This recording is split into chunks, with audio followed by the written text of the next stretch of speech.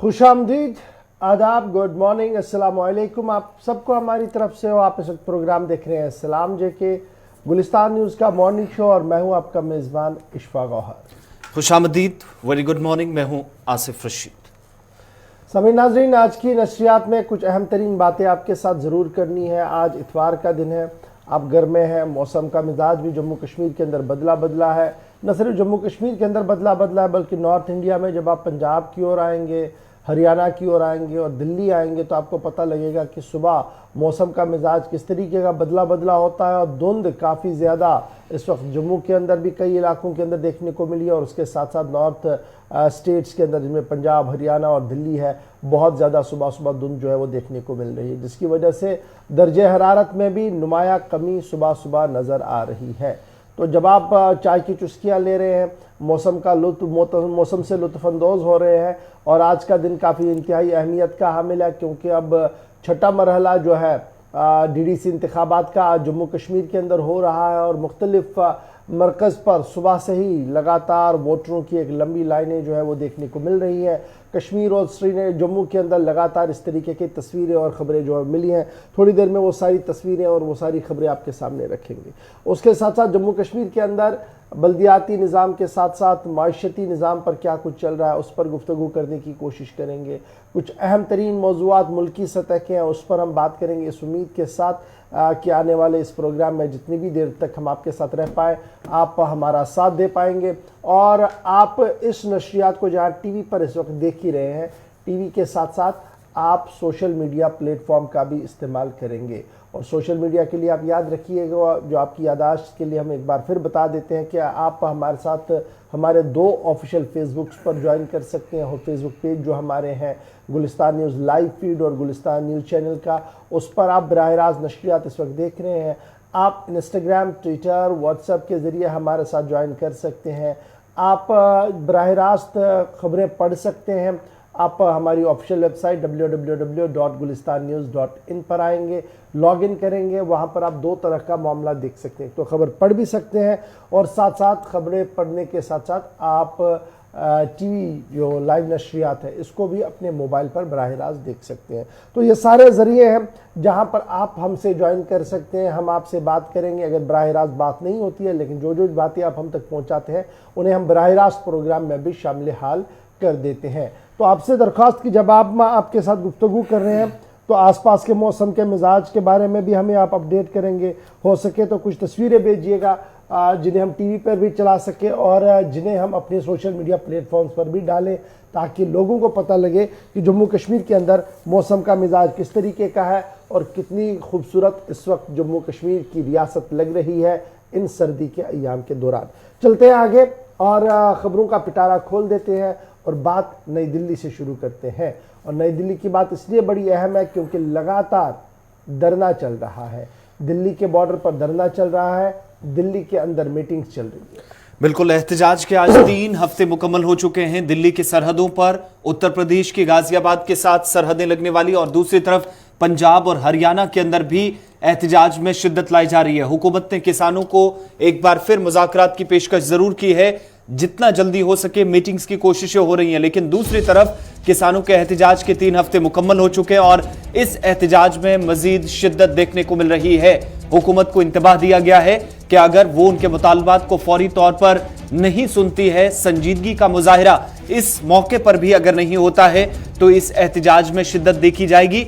न सिर्फ दिल्ली के अंदर बल्कि दीगर रियासतों के अंदर भी इसी तरीके से ये तहरीक जोर पकड़ेगी। और दूसरी तरफ हुकूमत की कोशिश कि किसानों को किसी तरीके से इस वक्त इन हालात से निकाला जाए और शक व शुबात दूर करके तमाम तरह की कोशिशें बातचीत के लिए या मुज़ाकरात के लिए सरकार की तरफ से, वज़ीर आज़म की तरफ से खुद ये कहा गया कि किसानों के लिए उनके मुतालबात पूरे करने के लिए और उनकी आमदनी दुगनी के लिए सरकार तमाम कोशिशें कर चुकी है। और अब भी जो कानून बने हैं, नए कवानीन जो बन चुके हैं, जिनने कवानीन की शक्ल ले ली है, वो भी इन किसानों की बेहतरी के लिए हैं। ये भी भरोसा उन्होंने किसानों को दिलाया है कि इंटरनेशनल मार्केट से लोकल मार्केट तक उन्हें किसी तरह का नुकसान नहीं होने दिया जाएगा। सरकारी सतह पर उनके लिए तमाम तरह इकदाम हो रहे हैं। तो दूसरी तरफ किसानों के मजीद काफिले जो पंजाब और हरियाणा से होते हुए दिल्ली की तरफ रवां दवां है और माना जा रहा कि आज 1500 के करीब और जो कल या 24 घंटों के दौरान मुख्तलिफ इलाकों से, पंजाब के कई अजला से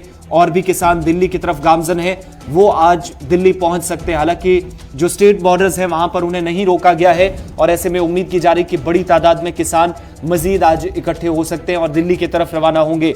दूसरी तरफ ये भी आपको बताते चलें कि लुधियाना के अंदर जहां पर एहतजाजियों की एक बड़ी तादाद जो सुबह से ही नजर आ रही थी, वो भी कल से तैयारियां ये कर रही थी कि दिल्ली की तरफ वो भी एक काफिले की शक्ल में चले और उनकी तरफ से भी ये कोशिश की गई कि दिल्ली में एहतजाज जो तहरीक पिछले 18 रोज से जारी है, आज 18वां दिन है, यानी 3 हफ्ते मुकम्मल हुए, वो उसका हिस्सा बन सके, उसके लिए भी बाज़ाब्ता सिक्योरिटी सख्त तमाम इलाकों के अंदर की गई और 3000 से ज्यादा सिक्योरिटी के एहलकार टोल प्लाजा से लेकर पेट्रोल पंप से लेकर कौमी शाहराहें, जो मरकजी शाहराहें हैं पंजाब, दिल्ली, हरियाणा, राजस्थान और दीगर बड़ी रियासतों को जोड़ती हैं, जम्मू कश्मीर तक या लखनपुर तक सिक्योरिटी काफी ज्यादा टाइट देखी गई। दूसरी तरफ इस एहतजाज के जब आज 18 रोज मुकम्मल हुए हैं तो आज माना जा रहा है कि राजस्थान के कई इलाकों से भी किसान दिल्ली का रुख कर सकते हैं, जो कल निकल चुके हैं कई एरिया से ट्रॉलीज के जरिए बाज़ाब्ता गाड़ियां लेकर किसान एक बड़े काफिले की शक्ल में राजधानी दिल्ली की तरफ गामजन है। लुधियाना और पंजाब के अंदर भी तैयारियां इसी तरीके से। अब तक जो किसान एहतजाज पर बैठे थे वो कई लोग ऐसे जो उनमें 3 हफ्ते एहतजाज पर बैठने के बाद वापस जा रहे हैं और उनकी जगह नए लोग ले रहे हैं, यानी बारी बारी से इस एहतजाज का हिस्सा किसानों की हजारों की एक तादाद बनती नजर आ रही है। और दूसरी तरफ हुकूमत की तरफ से भी साफ कर दिया गया है कि शक व शुबहात दूर करने के लिए अब तक कोशिशें होती रही हैं। बातचीत का एक और दौर शुरू होगा 15 तारीख को, यानी परसों एक और मीटिंग मुतवक्को है किसान लीडरान के 40 जो सरबराहान हैं उनके दरमियान और मरकजी सरकार के दरमियान, शायद आगे कोई रास्ता निकल पाए और इसी का यकीन और भरोसा वज़ीर आज़म की तरफ से भी इन किसानों को दिलाया गया है। जहां किसान और सरकार के बीच तातुल अभी बरकरार है, वहीं पर सुप्रीम कोर्ट के अंदर भी जो PIL दायर किया गया था उसमें समाअत अब 16 दिसंबर को होनी है। यानी सुप्रीम कोर्ट के अंदर वो मामला जिसमें एक दरख्वास्त चली गई थी जिसमें यह कहा गया था कि शाहीन बाग के हुक्मनामे को देखते हुए जो अदालत उज़्मा की तरफ से दिया गया था उसको देखते हुए और मुल्की सलामती सूरत हाल और कोरोना वायरस को देखते हुए बॉर्डर्स पर जिस तरीके से किसान किलाबंदी कर रहे हैं उन्हें वहां से हटाने के लिए दिल्ली सरकार को हुक्म दिया जाए। और इस सिलसिले में अब इस केस की सुनवाई और इस PIL की सुनवाई जो है 16 दिसंबर को सुप्रीम कोर्ट के अंदर होने जा रही है।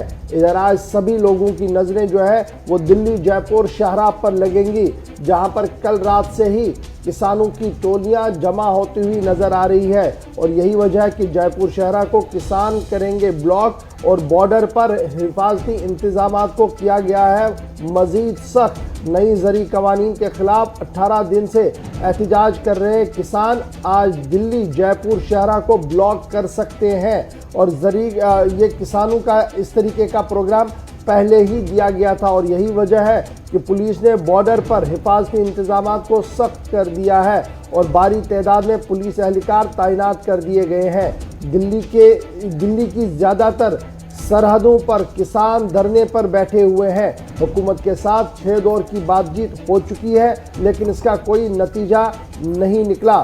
खबर रसा इदारों के मुताबिक एक बार फिर मुज़ाकरात की तैयारियां दिल्ली मरकजी हुकूमत और किसानों के बीच हो सकती है, क्योंकि वज़ीर आज़म ने कल एक बार फिर इस बात को दोहराया है कि किसान धरना ख़त्म करें, क्योंकि इनके मामलात को लेकर हुकूमत इंतहाई संजीदा है। एक तरफ से मुज़ाकरात और दूसरी तरफ से दिल्ली घेराव। और चौथा मरहला ये कि 16 तारीख को अब बाज़ाब्ता तौर पर 16 दिसंबर को सुप्रीम कोर्ट पर सबकी नज़र रहेगी कि सुप्रीम कोर्ट किसानों के धरने पर क्या कुछ फैसला सुनाएंगे। तो बड़ी खबर किसानों की जो हमने आपके सामने रख दी।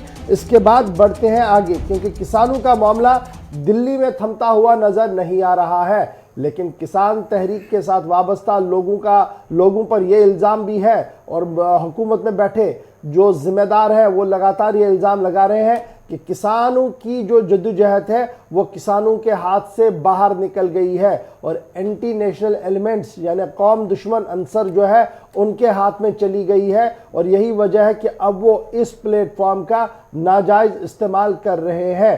दिल्ली से लेकर बैनुल-अक़वामी इदारों तक अब ये बातें जो है वो खुलकर सामने आ रही है। खबर ये कि अमेरिका के अंदर भी धरना हुआ है, लेकिन धरने के अंदर एक और बात सामने आई।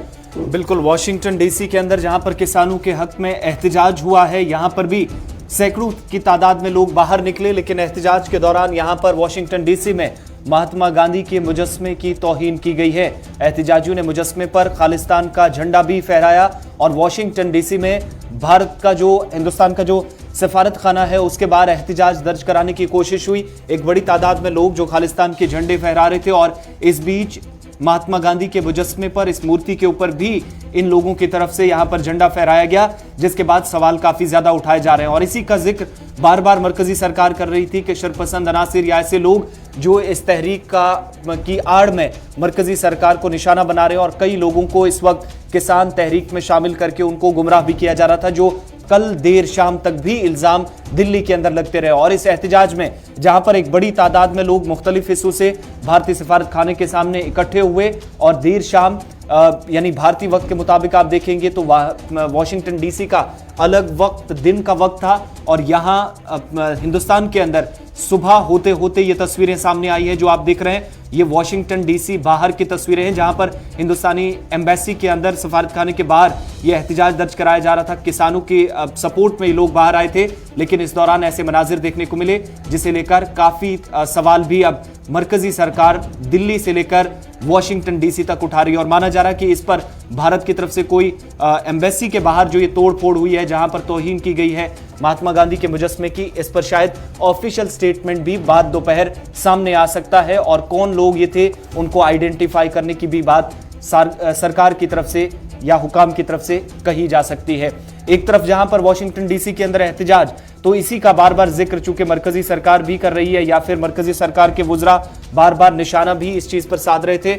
और मरकजी वजीर पीयूष गोयल ने इस हवाले से बात करते हुए कहा कि अब चूंकि ये तहरीक जो इशफाक ने आपको बताया कि किसानों के हाथ से निकल चुकी है, जो सरकार मान रही है, और कई ऐसे लोग जो इनमें माओवादी हैं, नक्सलवादी हैं, जो इस तहरीक का गलत फायदा उठा रहे हैं, जो मरकजी वजीर पीयूष गोयल की तरफ से भी अल्फाज दोहराए गए हैं। उनने मजीद क्या कुछ कहा इस तहरीक के हवाले से, और एहतजाज जिस तरीके से जोर पकड़ रहा है उस पर सरकार का क्या मौकिफ है, पीयूष गोयल को सबसे पहले सुनते हैं।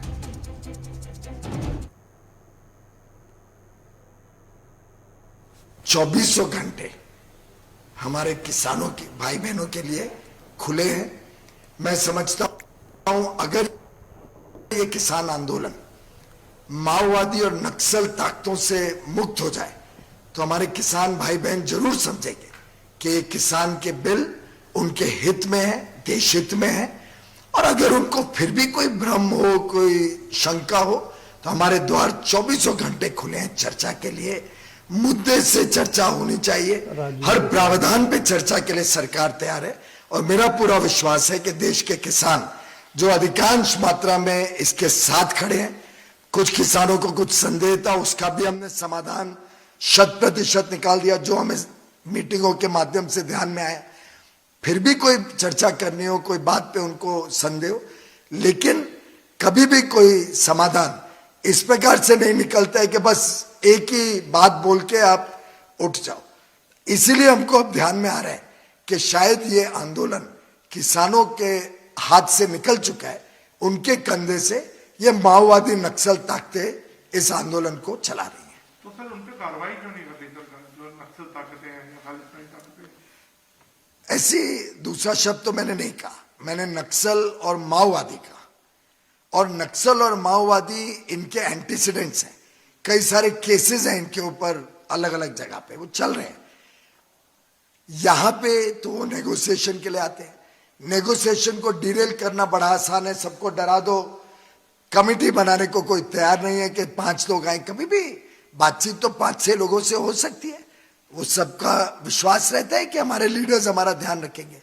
पर यहां पे शायद कोई ऐसे टॉल लीडर्स है ही नहीं जिसको बाकी लोग विश्वास कर सके। और ऐसा डर का माहौल इन नक्सल लोगों ने बना दिया है कि बाकी लोगों को हिम्मत ही नहीं है, जो मुद्दों की बात करना भी चाहे किसान नेता, तो किसकी हिम्मत नहीं बन पा रही है क्योंकि ये डरा देते हैं। आप बता दीजिए, आपका तो ऑल इंडिया नेटवर्क है ANI का, कि कहां पे बंद हुआ और कहां पे टोल नाका इन्होंने बंद कर पाए।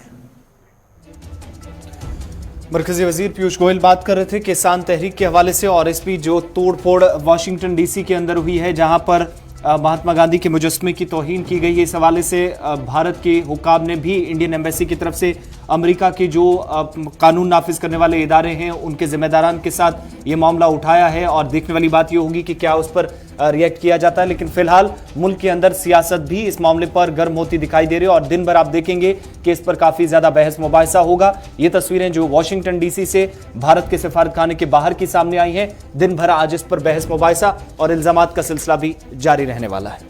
चलिए जी, बढ़ते हैं जरा आगे। अब जरा हम तीसरी बड़ी खबर आपको बताते चले, क्योंकि कोरोना का कहर पूरी दुनिया के अंदर अभी भी जारी है। जहां छोटी छोटी पाबंदियां आयद की जा रही है दुनिया भर के अंदर, वहीं पर मुल्क के अंदर कोरोना वैक्सीन को लेकर तैयारियां जोर पकड़ती जा रही है और मुल्क के अंदर कोविड-19 की वैक्सीन को लेकर तैयारियां मजीद आगे बढ़ाई गई हैं। कोल्ड स्टोरेज के लिए हुकूमत ने इंतजामात कर लिए हैं। दूसरी तरफ वबाई सूरत हाल में काम करने वाले जो लोग हैं, सबसे पहले उनको वैक्सीन देने का प्लान जो सरकार ने वो तरतीब दिया है। मुल्क में इस वक्त ये भी प्लानिंग कर दी गई है कि हर मरकज पर 100 के करीब लोगों को, यानी जहां पर एक दिन वैक्सीन दी जाएगी, 100 के करीब लोगों को एक सेंटर पर वैक्सीन दी जाएगी। और जैसे हालात बनेंगे या सहूलियात बेहतर होंगी तो 200 के करीब भी इन लोगों की तादाद जा सकती है, जहां एक दिन में एक मरकज पर 200 के करीब लोगों को वैक्सीन आसानी से दी जा सकेगी। लेकिन जितने भी बड़े इदारे हैं उनकी तरफ से फिलहाल कोशिशें इस वक्त तेज कर दी गई हैं। कोल्ड स्टोरेज के लिए बाज़ाब्ता हुकूमत का मानना है कि इंतजामात कर लिए गए हैं ताकि वैक्सीन कितने दिनों के लिए तैयार होने के बाद रखी जा सकती है वो भी माहिरीन से मशवरा करने के बाद रखी जा सकेगी। और सबसे पहले जहां पर मुल्क के अंदर इस वक्त सिक्योरिटी फोर्सेस के एहलकार, महकमा सेहत के एहलकार या दीगर महकमों के सैनिटरी वर्कर्स जो हैं, वो लोग जो वबाई सूरत हाल में पिछले 6 महीनों के दौरान काम करते रहे और कोविड-19 का शिकार हुए या फिर कोविड-19 से बचाने के लिए लोगों को सबसे पहले तरजीह बुनियादों पर कोशिश सरकार की यह है कि पहले फेज के तहत ही 1 करोड़ के करीब लोगों को मुल्क के अंदर जब वैक्सीन दी जाएगी तो तरजीहात में ये मुलाजमीन जो मुख्तलिफ महकमों से वाबस्ता हैं, सिक्योरिटी के एहलकार हैं, उनको सबसे पहले फर्स्ट फेज के तहत जो फ्रंट लाइन वर्कर्स कहलाते हैं वैक्सीन दी जानी है। फ्रंटलाइन वर्कर्स को वैक्सीन कारी से पहले नवाजा जाएगा, लेकिन उससे पहले कल सरकार की तरफ से बाज़ाब्ता तौर पर SOP ड्राफ्ट कर दिया गया है। और ड्राफ्ट SOP जो मरकज़ी वजारत सेहत की तरफ से जारी किया गया है, उसमें सभी रियासतों और मरकज़ी मावनत वाली रियासतों से कहा गया है कि वो 100% टारगेट को अचीव करने के लिए काम करे। और इस सिलसिले में जहाँ जहाँ पर मरकज़ी पॉइंट बनाए गए हैं, जहाँ पर वैक्सीन कारी का अमल शुरू किया जाएगा, वहाँ पर बैक वक्त 3 कमरे होने चाहिए। एक जहाँ पर वेटिंग रूम हो, एक जहाँ पर वैक्सीन किया जाए और तीसरा कमरा ऐसा होना चाहिए जहाँ पर ऑब्जर्वेशन रूम हो। यानी कुल मिलाकर आपके पास 3 कमरे होने चाहिए, तभी जाकर आप किसी पॉइंट पर ये काम शुरू कर सकते हैं। नंबर 1। नंबर 2 जो इसमें बड़ा इम्पोर्टेंट कहा गया है वो ये है कि इस वैक्सीन कारी के सिलसिले में जो ये बड़ा निज़ाम हाथ में लिया जाएगा, इसमें सबसे पहले जो हेल्थ केयर वर्कर्स हैं 1 करोड़ के आसपास, सबसे पहले इन्हें वैक्सीन दिया जाएगा। फ्रंट लाइन वर्कर्स में जो है वो 2 करोड़ लोग आते हैं, उन्हें वैक्सीन दिया जाएगा। 50 साल की उम्र से ऊपर लोग जो है वो तकरीबन 26 करोड़ के आसपास टारगेट सेट किया गया है, उन्हें दिया जाएगा। और जो लोग डायबिटिक और हार्ट पेशेंट है उन्हें भी प्रायोरिटी में रखा गया है। और साथ साथ ये भी वो तकरीबन 1 करोड़ के आसपास वो आबादी भी जो है वो लगाई गई है। और प्लान 1 और प्लान बी के तहत जो है तकरीबन 30 करोड़ लोगों को ये टीके जो है वो लगाए जाएंगे। और साथ ये भी साफ कर दिया गया है कि ये सारा मामला जो है, ये लिस्ट जो प्रिपेयर की जा रही है, ये वोटिंग लिस्ट जो हमारी है, वोटर लिस्ट जो है जो लोकसभा और राज्य असेंबलियों के लिए तैयार की गई है, उसको ध्यान में रखते हुए ही ये कोरोना वैक्सीन की जो तकसीमकारी है और प्लान जो है वो तरतीब दिया जा रहा है। तो आप समझ सकते हैं कि ग्राउंड ज़ीरो तक जाने के लिए किस तरीके से सरकार जो है वो कोरोना वैक्सीन को ले जाना चाहती है। लेकिन सबकी नज़रें जो है वो उस एक्सपर्ट कमेटी पर लगी हैं जिन्होंने ये हतमी राय देनी है, जिन्होंने ये हतमी फैसला करना है कि क्या वैक्सीन 100% इंसान दोस्त है और वायरस मुखालिफ है या इसमें और भी कुछ शुबहात है। और जिस दिन वो क्लियरेंस हो गया उसके फ़ौरन बाद आप मान लीजिएगा कि ये वैक्सीन का अमल जो है वो शुरू किया जाएगा। बावसूख ज़राए से मालूम हुआ है कि रवा साल के आखिर तक वैक्सीनकारी का अमल जो है वो शुरू किया जा सकता है पूरे मुल्क के अंदर। और यही वजह है कि वज़ीर आज़म की सरबराही वाली टीम लगातार इस पूरे मामले पर नज़र भी रख रही है और साथ साथ किस तरीके से इस प्रोग्राम को अमलाया जाए उस सिलसिले में मुज़ाकरात मशवरों का दौर भी जारी है। तो सिर्फ कम दिन बचे हैं जब मरकज़ी वजारत सेहत की आला सतही टीम उस वैक्सीन के हवाले से हक़ी फैसला करेगी जिस वैक्सीन ने अपने तमाम लवाजमात पूरे किए हैं और आलमी इदारों को भी अपनी रिपोर्ट सौंप दी है। तो सबकी नज़रें उस कमेटी पर। फटाफट से जब कोरोना वैक्सीन तो कोरोना की बात हो रही है तो आपको ये भी बताते चले कि जम्मू कश्मीर के अंदर कोरोना का कहर किस तरीके से लगातार जारी है और हर दिन अमवात हो रही है, इसलिए किसी तरीके से भी इसको हल्के में ना लिया जाए। मरकज के जेर इंतजाम जम्मू कश्मीर में जहां पर 419 नए मामला कोविड-19 के जिनकी तशखीस हुई है मरीजों की और 7 मजीद मरीजों की मौत पिछले 24 घंटों के दौरान गई है। 4 खवातीन जिनकी मौत जम्मू सूबे के अंदर हुई है, 3 अमवात कश्मीर वादी के अंदर 24 घंटों के दौरान और मरकजी खित्ते लद्दाख के अंदर भी 26 नए मामला रिपोर्ट हुए हैं। 419 नए केसेस के साथ जम्मू कश्मीर के अंदर इस वक्त तादाद 1,15,000 से तजावुज कर गई है जो मरीज कोविड-19 का शिकार हुए हैं। लेकिन अच्छी खबर यह है कि जहां पर 419 पॉजिटिव केसेस 24 घंटों में यूटी जम्मू और कश्मीर के अंदर पाए गए, तो दूसरी तरफ 430 मरीज इस बीमारी से निजात पाने में भी 24 घंटों के दौरान कामयाब हुए और अपने अपने घरों के लिए रवाना कर दिए गए। कई लोग जो होम आइसोलेशन में और कई लोग जो मुख्तलिफ हॉस्पिटल्स में वार्ड्स में रखे गए थे, लेकिन अब उनकी घर रवानगी हो चुकी है क्योंकि उनका जो अभी तक का क्वारंटाइन का पीरियड था वो मुकम्मल हो चुका है। इस तरीके से सेहतियाबी की शरह में भी जम्मू कश्मीर के अंदर इजाफा हुआ है और 90% के पार सेहतियाबी की शरह पहले ही चल रही है, जो एक पॉजिटिव डेवलपमेंट साथ साथ हुई है। 7 अमवात, 3 वादी कश्मीर से, 4 जम्मू सूबे के अंदर, 4 की 4 खवातीन जो कोविड-19 का शिकार होकर इस दुनिया से चल बसी और दूसरी तरफ 204 ऐसे केसेस जो 24 घंटों में कश्मीर वादी से पॉजिटिव केसेस सामने आए हैं और जम्मू सूबे के अंदर 226, तो 430 लोग ऐसे हैं जो कि कोविड-19 से निजात पाने में भी कामयाब हुए। 419 केसेस सामने आए लेकिन 430 लोग सेहतियाब भी पिछले 24 घंटों के दौरान हो चुके हैं। तो 26 केस लद्दाख के अंदर भी सामने आए हैं और इस तरीके से तादाद 1000 के करीब लेह और करगिल के अंदर कोविड-19 के मरीजों की पहुंच चुकी है। चलिए जी, यहाँ पर एक छोटे से ब्रेक के लिए रुक रहे हैं। ब्रेक के उस पार आएंगे तो जम्मू कश्मीर की खबरों का सफ़र तो हमने शुरू कर ही दिया है। हमने आपके सामने कोरोना की खबर बताई दी है, लेकिन कि इस तरीके से 2019 के अंदर सियासी उथल पुथल रही है, एनआईए क्या कुछ कर रहा है उस पर थोड़ी सी बातचीत हम आपके सामने रखेंगे। उसके बाद जामिया के इम्तिहानात के हवाले से गुफ्तगू करेंगे। फिर आपको ये भी बताएंगे कि chamber of commerce and industry Jammu के इंतखाबात होने उससे कबल क्या कुछ चल रहा है वहाँ पर, और फिर सीधे बात करेंगे डीडीसी इंतखाबात की, जहाँ से लगातार तस्वीरें आ रही हैं, बाइट्स आ रही हैं। आपको दिखाएंगे कि छठे मरहले के तहत जो इंतखाबी अमल इस वक्त जारी है कहाँ पर पहुंचा है और किस तरीके से आगे बढ़ रहा है।